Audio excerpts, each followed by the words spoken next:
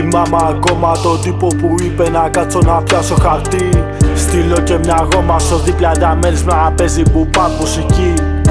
Ήθελα λίγο νωρίτερα να δώσει σημάδι για μένα η ζωή. Πήρα το πρώτο βαγόνι ταξιδεύοντας χωρίς επιστροφή. Περήφανοι δικοί μου κι ας είναι στα ουράνια μ' ακούνε εκεί. Βάστα γερά μου λέγαν μη πέσεις λεβέντ ούτε μία στιγμή. Κοίταγα πάντα ψηλά σαν να ήμουν αστέρι στην κορυφή. Το νιώθα πάντοτε μέσα κι ας λέγαν οι άλλοι πως είμαι ταπή. Κι όμως ο πόλεμος έρχεται σιγά σιγά. Βλέπουμε άρρωστα γεγονότα που πονά. Κι εγώ ουρλιάζω κοιτάζοντας τους ουρανούς. Φύγανε νωρίς για άγνωστους προορισμούς. Κι όμως ο πόλεμος έρχεται σιγά σιγά. Βλέπουμε άρρωστα γεγονότα που πονά. Κι εγώ ουρλιάζω κοιτάζοντας τους ουρανούς.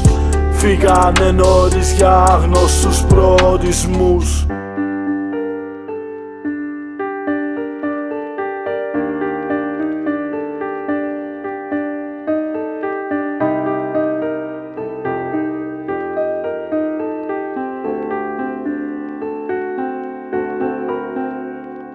Ποτέ δεν ξεχνώ τη νύχτα εκείνη που σκότωσαν τον Παύλο. Φασίστες και μπάτσι χτυπάνε αλήπητα μέσα στο τρομοκράτος. Όλα λάθος και στις δίκες λέγανε καλά λάθος. Πίσω από τα σίδερα βρίσκονται εκείνοι που παλεύσαν το κράτος. 6 Δεκέμβρη θυμάσαι, ήταν ακόμα παιδί. Σήκωσε όπλο ο μπάτσος να σαπίσει μέσα στη φυλακή. Η φωνή του νεκρού που λυσάει ανά πάσα στιγμή. Φοβούνται οι μπάτσοι, το ξέρω ρε μάγκα, δες το κι εσύ. Έτος 23, όλα σβησμένα κι όμως ακόμα εδώ. Ένα φυτίλι κρατώ αναμένο τον τελευταίο καιρό. Αυτό για τα αδέλφια που βρίσκονται εκεί ψηλά στον ουρανό.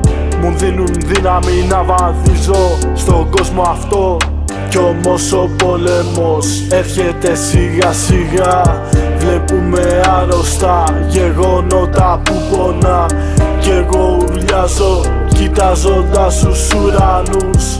Φύγανε νωρίς για άγνωστους προορισμούς. Κι όμως ο πόλεμος έρχεται σιγά σιγά.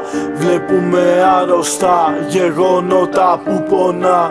Κι εγώ ουρλιάζω κοιτάζοντας τους ουρανούς. Φύγανε νωρίς για άγνωστους προορισμούς.